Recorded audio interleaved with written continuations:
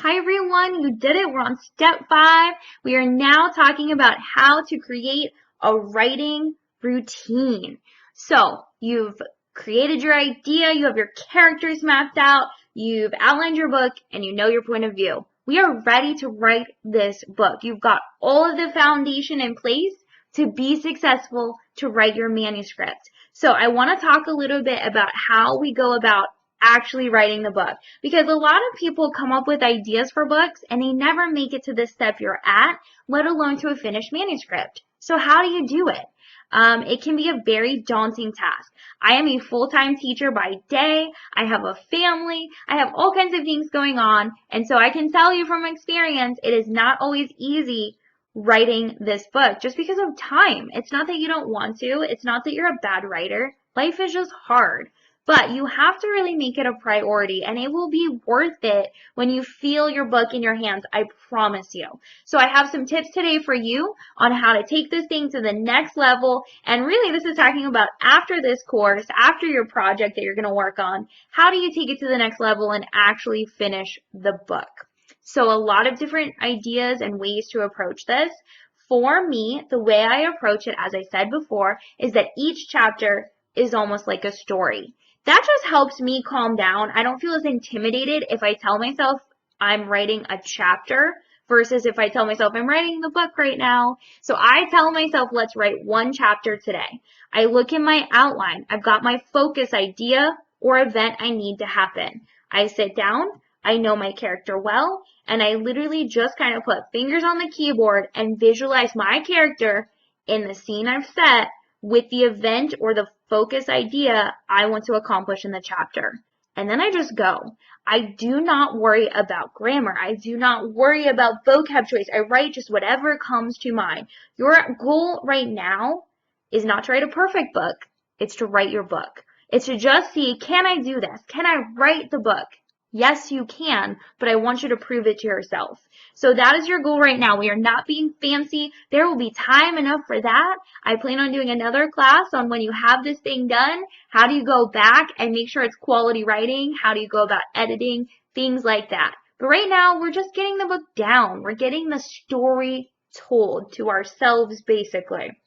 So I sit down, and the way I approach this is I set a time for myself to do this. It will take some work for you and some finagling of your schedule to find time. Maybe it's early in the morning. Maybe you're going to get up a few hours early to work on your book for an hour before you go to your day job. For me, I find that I write best at night. When I wrote my first book in college, I had a second shift job, and when I got done with the job around midnight, that is when I would work on my book. I would stay up for about a half hour, 45 minutes, and write my chapter or write my next scene. So for me, I just feel that I write better at night. So when I'm teaching during the school year, and I'm working on drafting a book, I'll set aside about an hour a day to work on a chapter. My goal is to write a chapter or write for an hour. That's always my goal, is just to keep it going. And the nice thing is, if you've outlined, like I suggested, you never sit down and freeze. You know where you're going. You have the basic idea down of what you need to accomplish. I think for writers, that's the hardest part, is when you sit down and you've got writer's block and you don't know where to take the story. If you leave yourself that little bit of an outline, it helps you kind of go step to step to step and kind of just bridge the gaps. So even if you're not feeling it a day, even if you feel like what you're writing is terrible, keep writing anyway. I've had plenty of days where I'm in a mood and I don't think I'm doing a good job, and when I go back and read that scene, it's actually very salvageable. I just need to fix a few things, okay? So that's the first tip, is to set a time you're going to write this.